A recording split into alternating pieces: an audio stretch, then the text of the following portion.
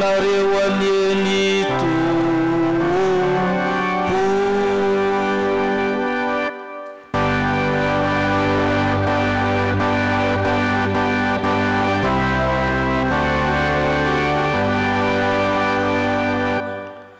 Ali miarabantsika rehetra amin'izao andro niakarana izao. Efesianina toko voalohany nankalazantsika an'le niakatra nandanitra. Efesianina toko voalohany iny andinin'ny fahatelo hatramin'ny fahaefatra ambin'ny folo ovakina miaraka izany. Efesianina toko voalohany ny andinin'ny fahatelo hatramin'ny fahaefatra ambin'ny folo ovakitsika miaraka izany. Efesianina toko voalohany manomboka ny andinin'ny fahatelo ambin'ny folo. Isorana ny Andriamanitra rain'i Jesosy Kristy tompontsika zay nitahy antsika tao amin'ny Kristy amin'ny fitahiam-panahy rehetra nandanitra araka ny fidianany antsika tao aminy fony tsy mbola ary ny fanorenan'izao tontolo izao mba ho masina sady tsy misy tsiny eo anatrehana isika rehefa nitendreny raha teo amin'ny fitiavana isika mba ho azy amin'ny fananganananaka amin'ny alalan'i Jesosy Kristy araka ny ankasitrahany fony ho fiderana ny voninahitra ny fahasoavany zay nanasoavana antsika maimaimpona ao amin'ny malala. Izy no nanantsika fanavotana amin'ny rano dia ny famelana ny fahadisoantsika araka ny haren'ny fahasoavana zay nataony ho be amintsika amin'ny fahendrena sy ny fisainana rehetra rehefa nampahafantariny zava-miafina amin'ny sitrapony isika araka ny safidiny zay nikasainy tenany atanterahany fitondrana atao mandra-patapitry ny andro voatendry hanangona ny zavatra rehetra ho ray ao amin'ny Kristy na ny anan-danitra na ny aty an-tany ho ao aminy koa nanaovana antsika holovany rehefa mitendreny raha teo isika araka ny fikasany zay maefa ny zavatra rehetra araka ny ankasitrahany fony mba ho fiderana ny voninahiny izay nanantenany Kristy raha teo. Ao aminy koa ianareo rehefa renareo ny teny fahamarinana dia ny filazantsara famonjenanareo. Eny ao aminy koa ianareo rehefa nino no nasiana tombo-kase tamin'ny fanahy masina araka ny teny fikasana. Izany fanahy izany ny santatra ny lovantsika ho amin'ny fanavotana amin'ny olona nalainy ho amin'ny tenany ho fiderana ny voninahiny. Amen. Fita miefapolo amin'ny zato amin'ny voalohany faharoa fahatelo.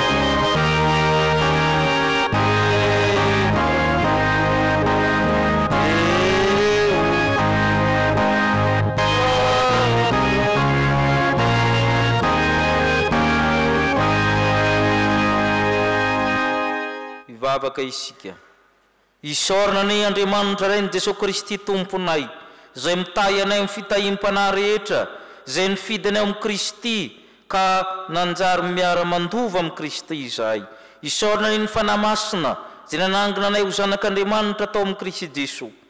Eny izao andro ny akarina izao, lasa ny mpanavotray, lasa ny mpisoronay, lasa ny mpanjakanay, dia lasa nandanitra eo ankavanany ray, ka nisaotra midera ny laza ny voninahitra ne ho anao ray zanaka fanahy masina. Mianta aminao zay ry fanahy masina, ianao zay misolo an'i Kristy ety an-tany, amasino izao fanompoana masina izao, mba ho anitra kasitrahana eo masinao, ary ny fahasoavanao hitoboka aminay, satria ety ianao ary manatrika anay. Noho ny amin'ny Kristy izay nampianatra anay hivavaka manao hoe: Renay zanako, o masina mitongna ny fanjakana, ataonay ny sitrapona, dantany tahaka mandandra, menany ny anasazo anay, ngano menany ka tahaka ny manay zanako, aza mitonana amin'ny fakapanahy, manafana amin'ny ratsy, manao ny fanjakana sy ny hery, manao ny voninahitra mandrakizay. Ipetraka isika iomina amin'ny fianonana ny sitrapon'Andriamanitra amin'ny herin'ny 780.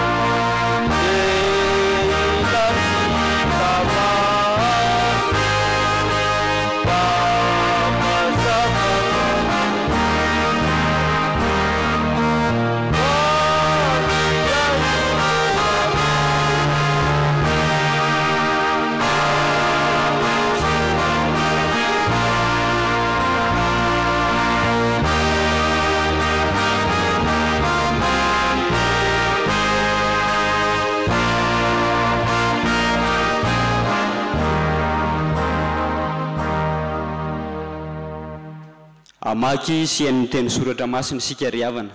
Zany dia hita ao amin'ny bokin'ny Salamo. Salamo 770 ny andininy voalohany hatramin'ny fahasivy. Salamo 770 ny andininy voalohany hatramin'ny fahasivy.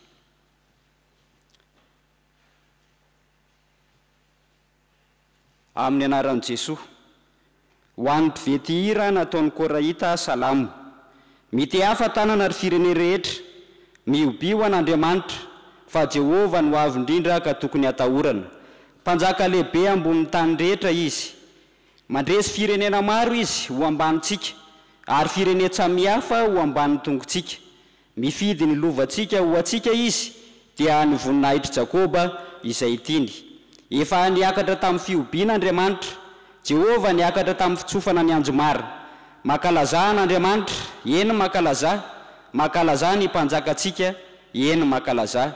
Fa mpanjaka amin'ny tany rehetra Andriamanitra, maiza makalaza tsara ianareo. Andriamanitra manjaka amin'ny firenena samihafa. Andriamanitra mipetraka eo ambony seza fiandriana amin'ny masina. Ny mpanapaka ny firenena samihafa miangona olon'Andriamanitra Abrahama, fa Andriamanitra ny apinga ny tany avo indrindra izy.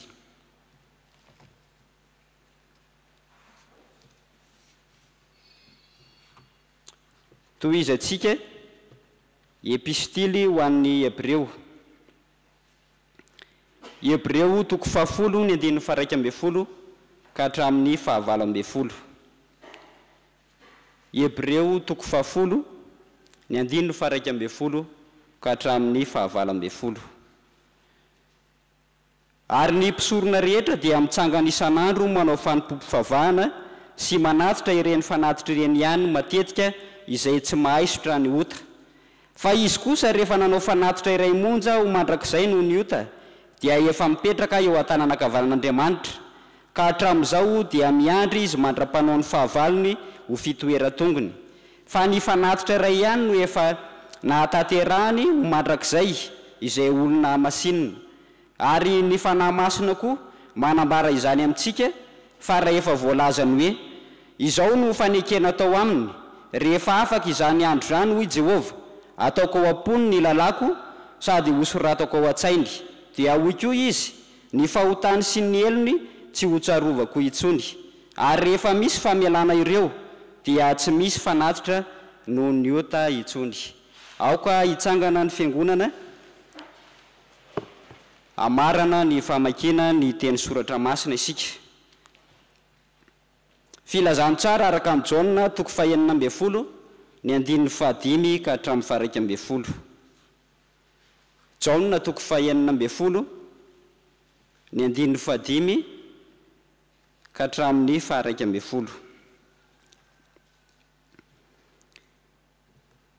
Fa ankehitriny makany amin'izay naniraka aho ary tsy misy aminareo manontany aho hoe akaiza ianao, fa satria nilaza izany taminareo aho dia votona alahelo ny fonareo. Fa izao milaza ny marina aminareo, mahatsara anareo ny fialako. Fa raha tsy hiala aho dia tsy ho avy aty aminareo ny mpananatra, fa raha andeha aho dia irahako aty aminareo izy. Ary raha tonga izy dia hampiaiko izao tontolo izao ny fahotana sy ny fahamarinana ary ny fitsarana. Ny fahotana satria tsy mino ahy izy, ny fahamarinana satria makany amin'ray aho ka tsy mahita intsony ianareo, ny fitsarana satria ny andriana an'izao tontolo izao dia efa voatsara. Amen. Ray masino manamasinana amin'ny fahamarinana, ny teninao no fahamarinana.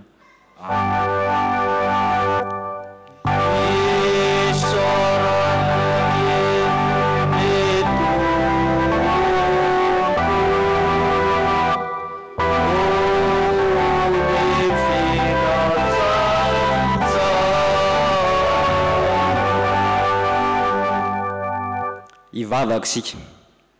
Andriamanitra rainay eo, maminay hatrany ny mandreny teninao. Fanahy masino, sokafo ny fonay, ny sainay, ny fanahinay rehetra andray ary any apa-kevitra akatoy izay ambaranao amin'ny alalan'izany teninao zany. Tario koa ny mpanomponao izay hitondra ny fampianarana aminay, hitondra fiainam-baovao eo amin'ny fiainanay anie ny teninao amin'ny anaran'i Jesosy. Amen. Andininy fahatelo.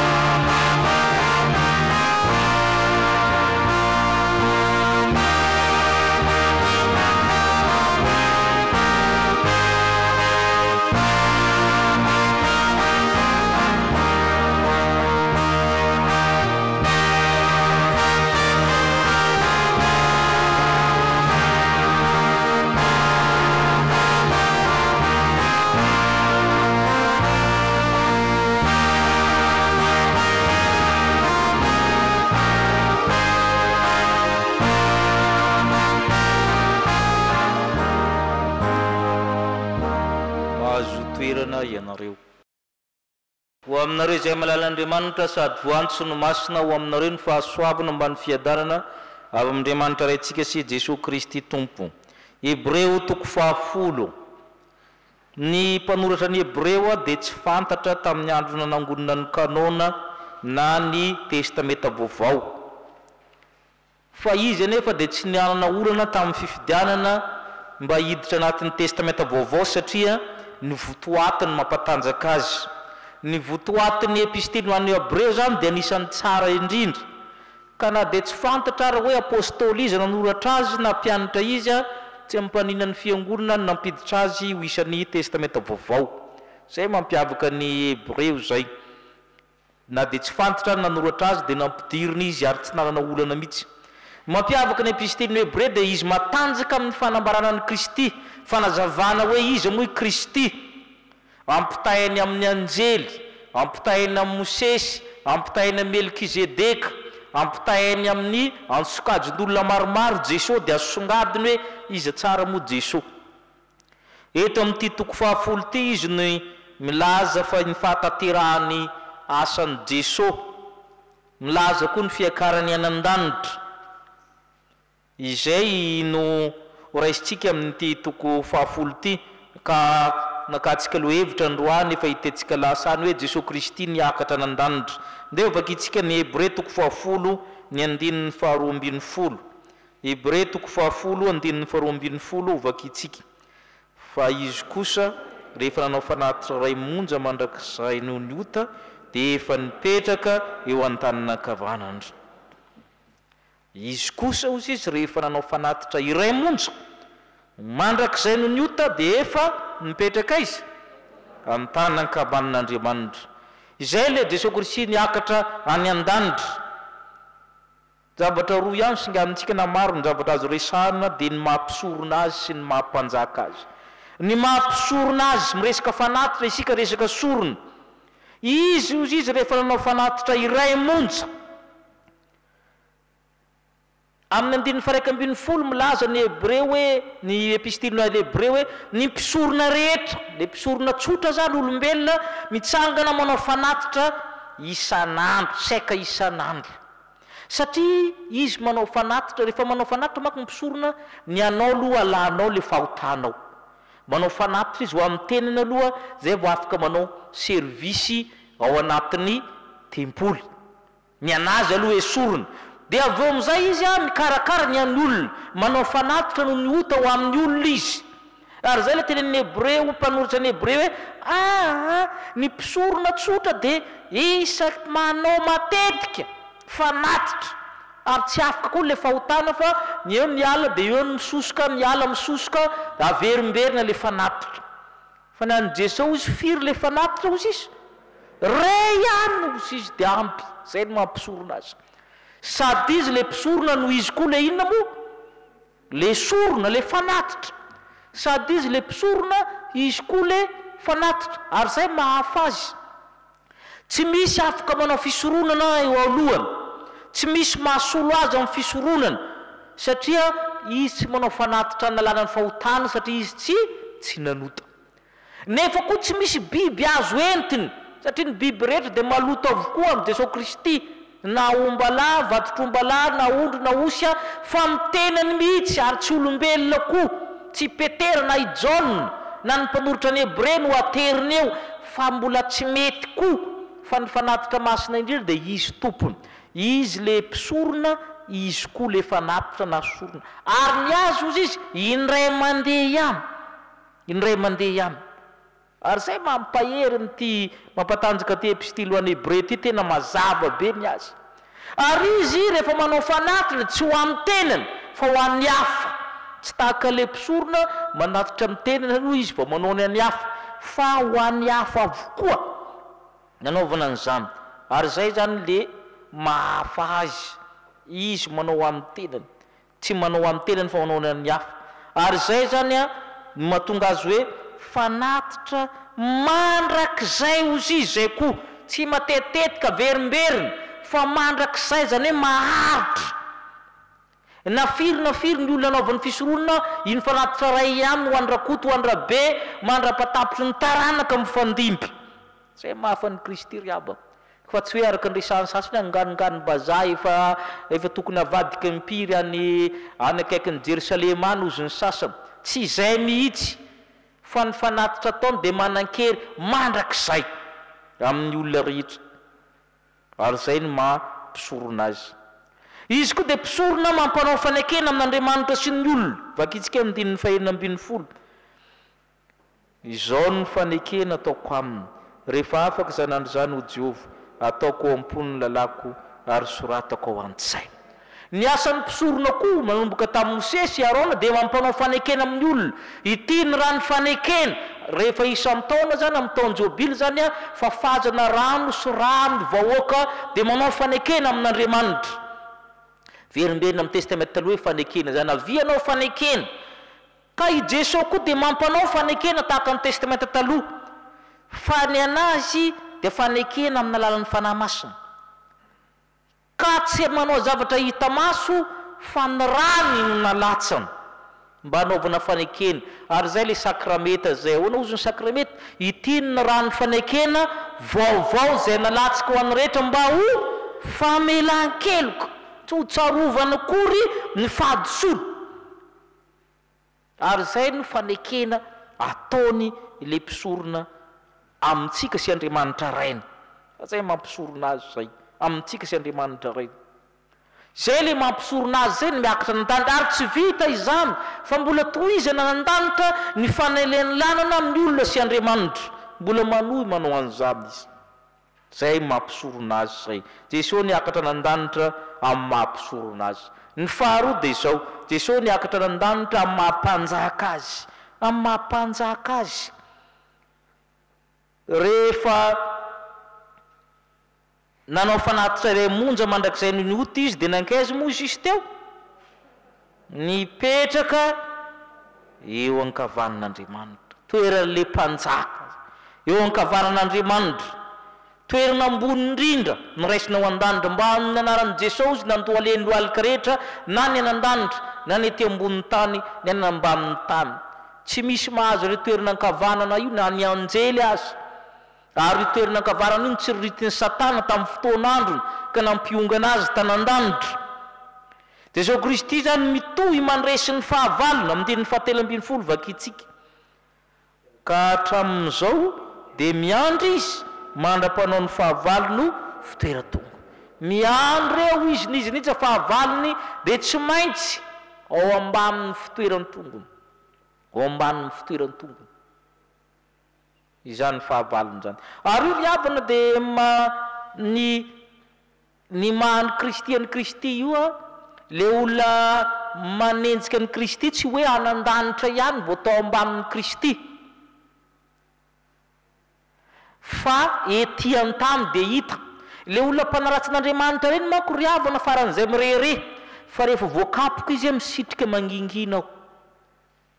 Rehefa mikaroka nareo mpanao FB jereny fomba nahafatesan'i John Lennon, Beatles zany. Fa reny laza hoe zaho Kristy ary Kristy tsy mahazo olona betsaka noho za. Fa mba jere kely ny fomba nahafatesana. Fa tena tamin'ny fomba mahatsiravana sady ratsy. Le olona rehetra miteny an'i Kristy, miteny ratsy an'i Kristy jere kely nahafatesana. Ao ny vonoiny garde corne, ao ny maty satria nandoa dia le lohany iny nasepotra azy. Ao ny namony teny. Ary zay le hoe ao ambanin'ny tongony fahavalony. Tsy miandry anan-danitra zany a, tsy miandry afo be fa eto dia efa manomboka mahazo. Fa ny olona manko izy iny tsisy mamoaka. Le olona prerengy rehefa vo dia misitrika ao ambany ao. Ireny manko tsy mba aseho gazety sy nitaka an'izany. Fa le izy mirere no hitatsika fa rehefa vo mikilefika ao ambany ao ary be dia be ny vo. Fa tsy mba miseho fa misitrika rehefa vo. Ka mampanjaka azy dia manana zo izy tsara koa amela eloko. Vakitsika nandinin'ny 7:70 dia ho koa izy ny fahotany sy ny elony tsy mba ho tsarovany tso. Zay. Izy manana fahefana satria mpanjaka izy zay koa moa ny asan'ny mpanjaka amin'ny tsara. Zay tendren'ny mpanjaka dia velona, zay atosiky ny mpanjaka dia maty. Zay ny asan'ny mpanjaka zany, zay ny fitsaran'ny mpanjaka zany hitantsika tsara zany amin'ny testamenta taloha. Taditsika tantaran'i Estera rehefa nakao amin'ny mpanjaka izy nefa tsy nahazo audience dia mahafaty zany. Fa nitondrona tamin'ny teny izy a dia velona amin'ny dikan'izay. Zay koa zany ny andraikitry le mpanjaka hoe iza ny maty, iza ny velona. Ary zay mahatonga hoe nazovo menatra natrehan'ny olona ozy izy dia maninona? Ho lavo kosa izy ho natrehan'ny raiky izay nan-danitra. Satria mpanjaka izy any. Tsy le Jesosy antoratorano atsony izy rehefa mankanao ka zava fa Jesosy mpanjaka no hitanao. fa sao dia hoe ty Jesosy tompo dia isitona ny rambony akanjony tsisy an'izany tsony ihany fa mpanjay enao no mbola mahazo manao an'izany fa ry na mpanjely ara tsy samy manatona azy izany matetika tsy eritreretintsika rehefa nandanitra tsisy hoe fampitolona amin'i Jesosy tahaka ny sarisary ataon'ny sasany mpanjaka Andriamanitra anandany ety ianao no mahazo manao an'izany amin'ny alalan'ny fanahy masina ary izay mampanjaka zay ny ampianarina anao mba hidera azy zay ny antony andro fiakarana izao salamo fahafito amby efapolo salamo fideranan'Andriamanitra rehefa miakatra ao Jerusalema ny Israely zany rehefa manao fety-piangona dia mieritreritra fa tonga ao Andriamanitra dia ity salamo fanao mahaiza mankalaza tsara nareo ozy izy mety hafa tamina ny firenena fa avo izy ka tokony atahorany mandresy firenena maro izy eo ambamintsika ary zay le mpanjaka manangona ny vahoaka izy mitahy ny vahoakany izy mampandresy ny vahoaka izy ka tokony ankalazaina ny mpanjaka eo amin'ny Israely dia natao ampandresy ny vahoaka natao hikarakara ny vahoaka ka zay no anajana azy ny mpanjaka ankalazaina sy derery dia mpanjaka nandresy fahavalo ka nanandratra ny vahoakany ary zay no ankalazaina eto hoe miangona olon'Andriamanitra dia olon'ny Andriamanitra Abrahama ny firenena rehetra ary rehefa miakatra any an-danitra io mpisorona sy mpanjaka io dia mahatsara atsika nalahelo ny mpianatra raha nilazany Jesosy hoe hiakatra any an-danitra izy andeha izy ody izy dia nilaza izy hoe zany no mahatsara ny fiakaran'i Jesosy amin'ny Jaona dia indroa tsara ho fatatsika ny fiakarana voalohany dia teo ambony azy fijaliana ny fiakarana faharoa le izy le mankany an-danitra ny fiakaran'i Jesosy zany amin'ny Jaona dia roa mitovy aminy dika amin'ireo le izy miakatra amin'ny azy fijaliana dia zany ny voninahiny zany ny heriny satria mandresy fahafatesana izy dia ny avy eo miakatra an-danitra izy mandray ny fahefana mampanjaka azy Jaona toko fahaenina ambin'ny folo ny andinin'ny fahadimy hatramin'ny fahafito andinin'ny fahadimy ka hatramin'ny fahafito vakitsika Jaona toko fahaenina ambin'ny folo andinin'ny fahadimy ka hatramin'ny fahafito fa ankehitriny mankany amin'izay naniraka ary tsy misy aminareo manontany aho hoe ankaiza ianao fa satria nilaza zany taminareo dia vontona lahelo ny fonareo fa izaho milaza marina aminareo mahatsara nareo ny fialako fa raha tsy hiala dia tsy ho avy aty aminareo ny mpananatra fa raha andeha dia irahako aty aminareo izy nalahelo ny mpianatra na eny hoe andeha Jesosy vontona lahelo nareo tsy manontany akory hoe andeha aiza aho Jesosy tsy manontany akory ina ny antony andehananao mahatsara nareo tsy faty antoka tsy perta zany fa tombony satria raha mandeha izy dia maninony maniraka ny fanahy masina ny fiakara amin'i Jesosy any an-danitra dia amin'ny rahany ny fanahy masina ho aty amintsika fanahy masina zay anameloko izao tontolo izao hiady amin'izao tontolo izao satria tsy mihinany Kristy izy fanahy masina zay ilazana fa marina amin'ny tompo izay ry havana no Jesosy Kristy niakatra an-danitra maneho ny mampisorona azy zay mitohy mandrak'izao ny asa fisorona ataony dia maneho ny mampanjaka azy eo ankavanan'ny ray ka aokatsika hitsena ny fanahy masina zay nomeny atsika ary zany no idirantsika amin'ny herinandro fanahy masina amin'ny herinandro amin'ny lahady ka ny fanahy masina hitarika atsika mba anakery amintsika ny asa fisorona ataon'i Jesosy sy ny asa mampanjaka manavotra atsika azy amen.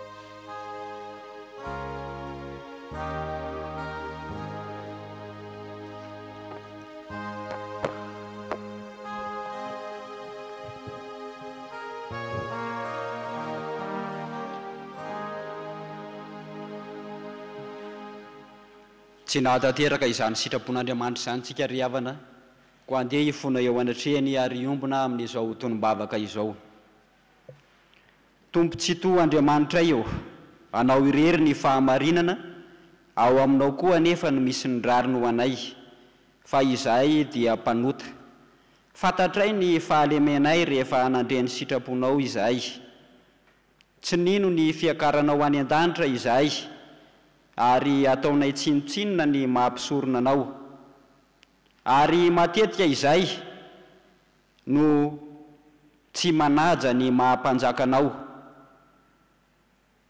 Matetika izay no mitady mpanjaka hafa mba hanampy anay amin'ny fiainanay. Manoloana izany dia mianatra sy mangay ay izay, ary fantatray tokoa fa marina ny teninao. Vonjeo izay ry Tompo Andriamanitray no ny zanako amin'ny malalanao, izay omemboninahitra an'io Tompo sy Kristy. Tompo tsy toa Andriamanitray io, mianoa ny vavakay.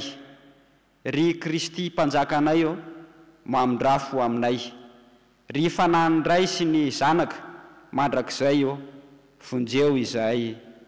Amen.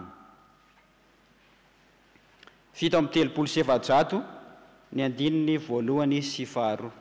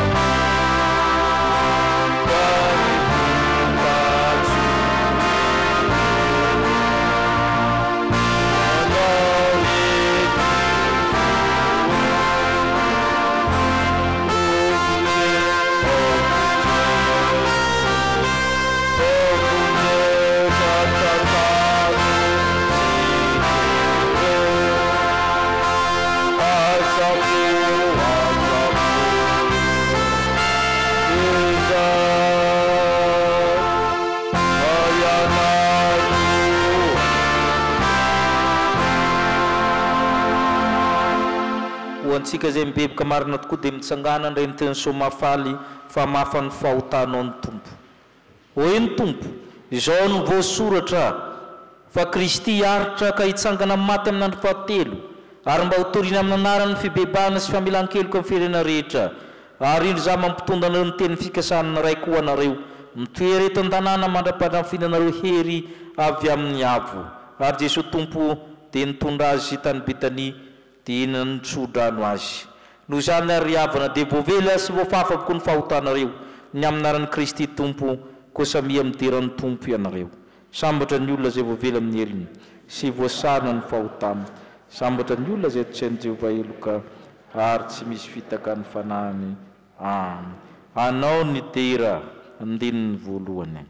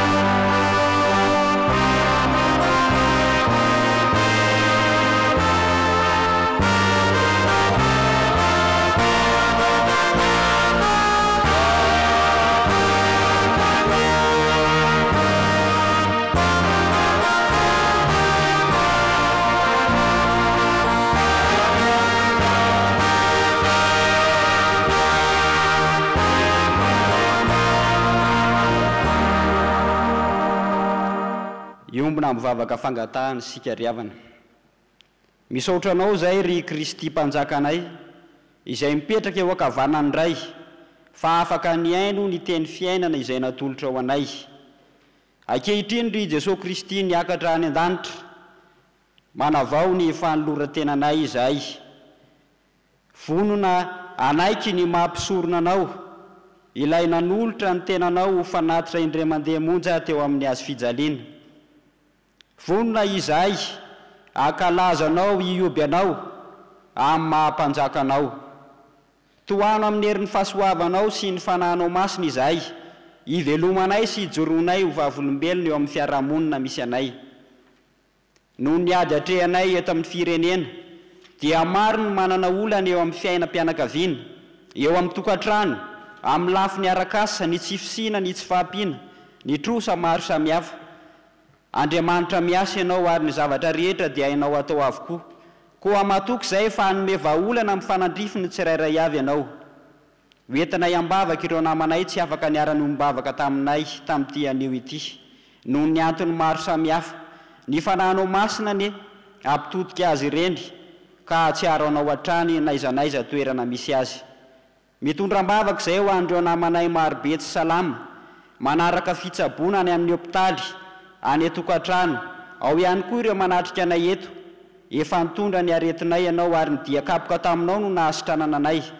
Raisinay amin'ny finondro izany teninao izany ry Tompo, fa ianao tokoa no hatateraka ny fanasitranana azy ireo. Ianao no hitany fitsaboana izay atao, ny asan'ny dokotera, ny fanohana ny fianakaviana, ary fikitra aminao hatrany ane izy ireo, na finaritra na marary. Tehirizo mahatoky eo ampelantananao, ireo nahazo fahasoavana sy nandray ny fahasoavana manokana avy aminao, ahafahany mitoetra sy miaina mifanaraka amin'izany fahasoavana omenao azy zany. Io ny fiangonanao sy izay rehetra natsonao amin'ny anaranao anao, ahajoro vavolombelonao. Io koa ny firenenay sy ny fanjakana mitondranay, mba eo ambany fitondranao ny asa ataony, ka ho fantany fa mpanomponao koa izy ireo, aoka hery ao amin'ny vahoaka ny fahefanao ary ho tonga faingana ny fanjakan'Andriamanitra fahasambarany mandrakizay. Amin'ny anaranao irery Kristy mpanjaka no angatahanay izany eto anatrehanao. Amen. Ny olona voavela heloka ariavana dia samy manambara ny finoany eo anatrehan'Andriamanitra, koa andeha iombona sika ny fanekempinoana iraisantsika amin'ny mpino manerina izao tontolo izao, dia ny fanekempinoana nikeanina na ny fanekempinoana laharana faharoa manao hoe: isika mino an'Andriamanitra ray tsy to, mpanao ny lanitra sy ny tany, ary ny zavatra rehetra na ny hita na ny tsy hita, ary Jesosy Kristy Tompo iray, zanakalahy tokan'Andriamanitra, nateraky ny rainy talohan'izao rehetra izao, ny mazava avy amin'ny mazava, Andriamanitra tokoa avy amin'Andriamanitra, nateraka fa tsy natao, miray amin'ny zavatra rehetra. Izy no nahariana izao tontolo izao, noho ny amintsika olombelona sady ho famonjenantsika, dia nidina avy tany an-danitra izy, ary natao ny fanahy masina nofa avy tamin'ny Maria Virjiny, dia tonga olona izy. Nombohana teo amin'ny azy fijaliana ho fanavotana antsika, tamin'ny nanapahany Pônty Pilato izy, maty izy ka nalevina, nitsangana tamin'ny maty tamin'ny andro fahatelo, araka izay voasoratra izy, niakatra ho any an-danitra izy, ary mipetraka eo an-tanany eo ankavanany ray, avy any meviny ray amin'ny voninahitra, hitsara ny velona sy ny maty, ary mandrakizay ny fanjakana. Isika mino ny fanahy masina, Tompo sady mpanome aina, izay avy amin'ny ray sy ny zanaka, ka hitsaona sy ankalazaina miaraka amin'ny ray sy ny zanaka. Izy dia niteny tamin'ny vavany mpaminany. Isika mino ny fiangonana iray masina, miorona amin'ny fanambaran'ny apôstôly, ary manerana izao tontolo izao. Isika manaiky ny batisa ho famanky, sady manantena ny fitsangana amin'ny maty, ary ny fiainana mandrakizay. Amen. Mahazo toerana isika. Hoe ny soratra masina, hoy ny Tompo, fa azo hery ianareo milatsany fanahy masina aminareo, ary vavolombeloko any Jerosalema seran'ny Jodisy Samaria ary hatramin'ny farany tany. Ary rehefa nilaza izany Jesosy dia nakarina izy, ka raha mbola nijery izy ireo dia nisy rahona nitondra azy ka tsy hitany maso intsony izy. Ary raha mbola nandinika ny lanitra izy ireo tamin'ny andehanany, dia indre nisy rolany eo anilan'ny akanjo fotsy izay nanao hoe ry lehilahy Galilia amina nahoana mijanona eto mijery lanitra ianareo iny Jesosy izay nampiakarina hiala taminareo anan-danitra iny dia mbola ho avy tahaka nahitanareo azy niakatra ho any an-danitra. Amen.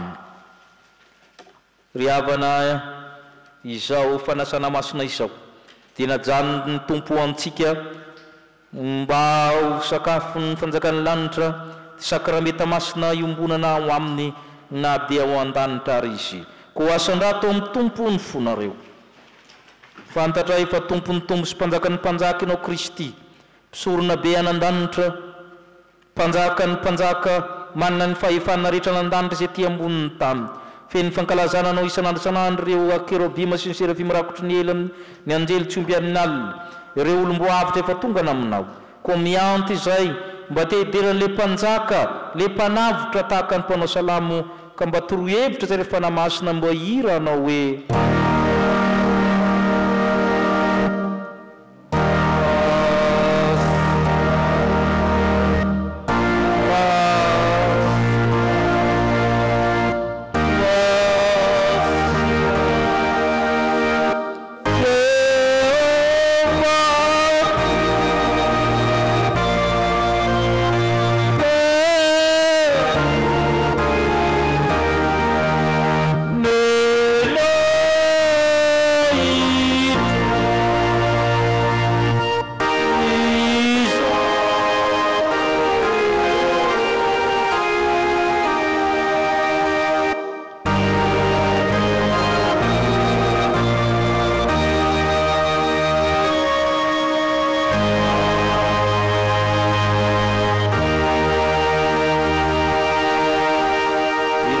teny fanorenana izao sakramenta masina izao fa i Jesosy tompo tamin'ny nialina izy izay namadiana azy dia anandray mofo ary rehefa nisaotra izy dia novakeny ka hoy izy raisy hoano ity tenako izay omena ho anareo izao no ataovo fahatserovana dia arak'izany koa ny kapoaka rehefa ninana dia hoy izy misotro amin'ny tianareo rehetra va tianarako ny amin'ny fanekena vaovao izay alatsika ho ana rehetra fa melan-keloka izao natao fahatserovana nahovinany misotro ianareo fa nahovinana ianareo ny mihinana itony mofo tony tsy misotro amin'ny kapoaka dia manambara le fahafatesan'ny tompo ianareo mandra-piavina hivavaka isika ry tompo ranaizina an-danitro indreto izay manao ny fahatsarovany nahatongavany zanako olona ny fijaliany sy ny fahafatesany ny fisanganana amin'ny toeran'ny maty ary indrindrandrindra ny fiakarana amboninahitra amin'ny mahampisorona be mifona ho anay sy amin'ny mahampanjaka azy miandry sy mitero amin'ny firenena izahay tompo oka hiasa aminay ny fananao masina koa ankehitriny satria izany fanahy izany no nilazanao hoe mahatsara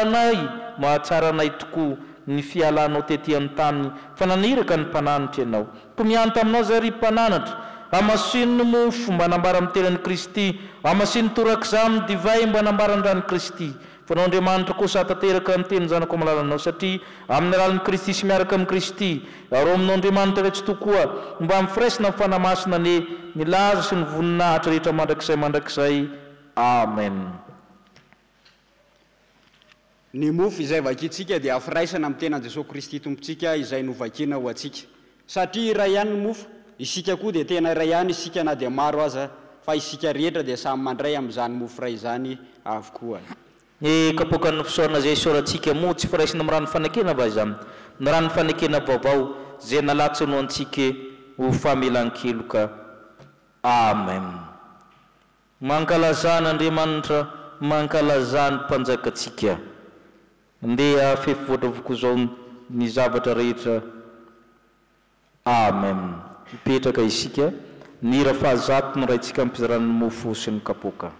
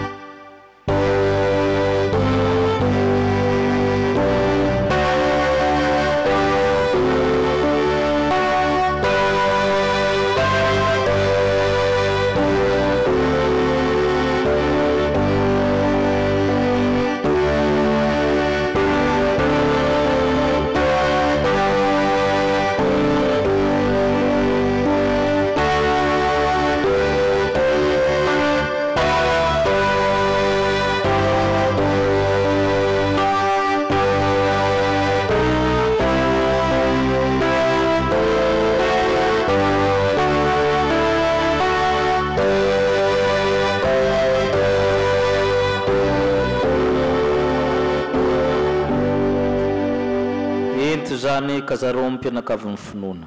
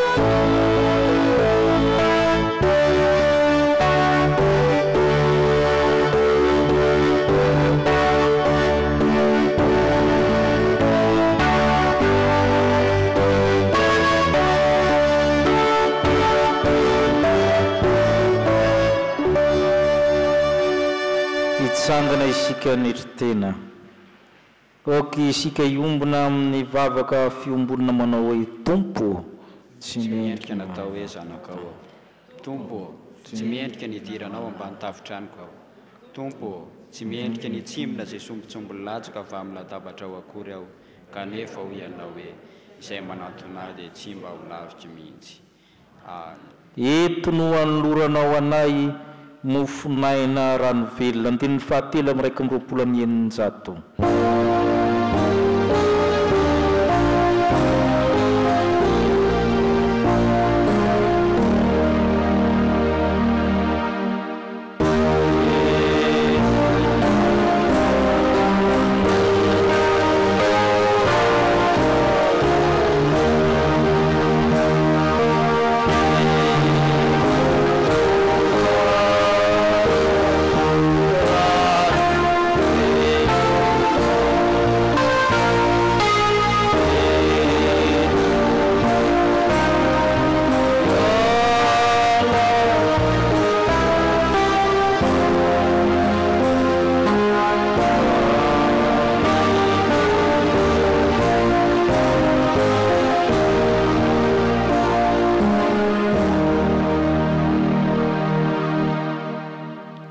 Hoy Jesosy Kristy ilay niakatra ho any an-danitra, raisy ho ano itiany tenako, izao no ataovo fahatserovana.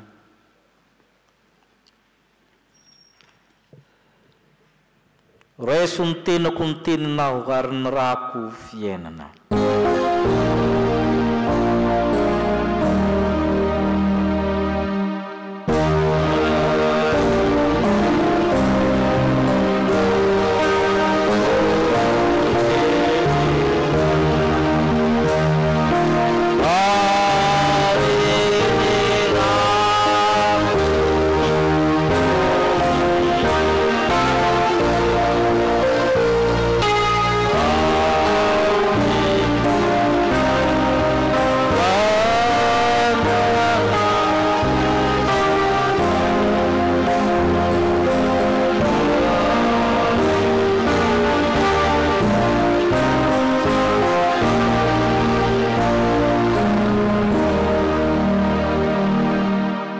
Jesosy Kristy le mpisorona sy mpanjaka lehibe an'Andanitra, sotroany rehetra ity fa tiany rakona amin'ny fanekena vaovao, zay alatsika ho an'ny rehetra famelan-keloka, zao natao fahatsiarovana naovinana misotro ianareo.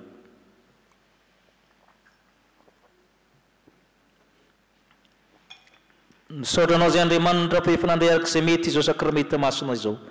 Any mpanahy mavoka ary sakafo mifanjakany lanitra. Maranatha, avia Jesosy Tompo. Amen. Hoy ny apôstôly masina amintsika vao avy niombona tamin'ny fomandrano Kristy. Aza manana inana foka ny favahana sy ny fona mba amin'ny fisaorana no entinareo manambara ny fangatanareo amin'Andriamanitra amin'ny zavatra rehetra. Amen. Ipetraka amin'ny fifaliana isika anao ny rakitra sy ny raky fisaorana amin'ny ira fahadioam-polo amin'ny zato, ataontsika amin'ny tsatotsatoka.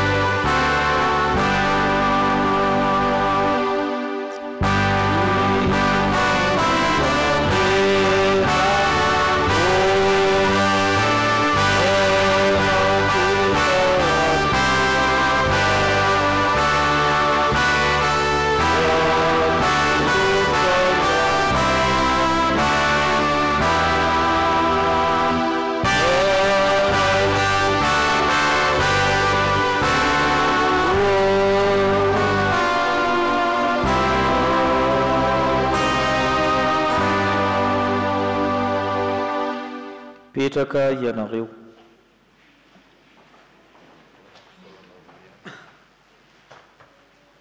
Misaotra ny tompontsika riavana ny amin'ny nahatanterahany fotoana teto ny andro ny akarana.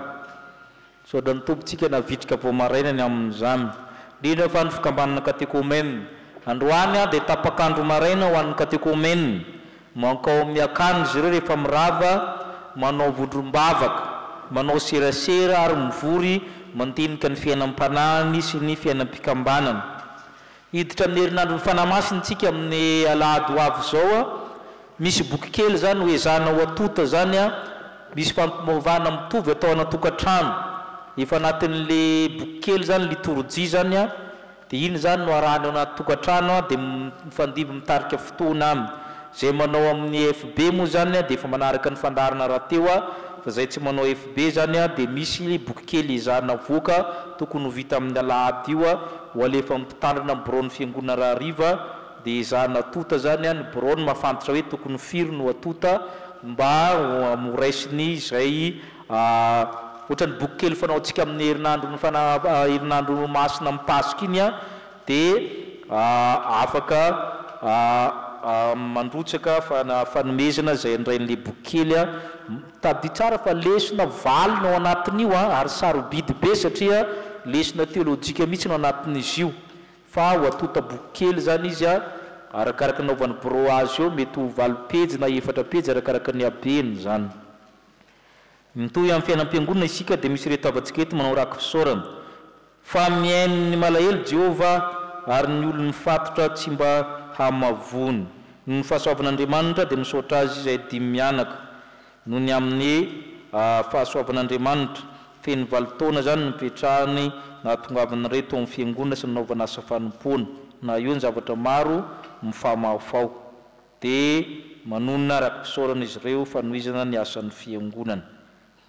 Dia tahaka izany koa amin'ny raka fisaorana 5,000 ariary tonona ho ampitandrana ny sy amin'ny ankizy telo mianadahy.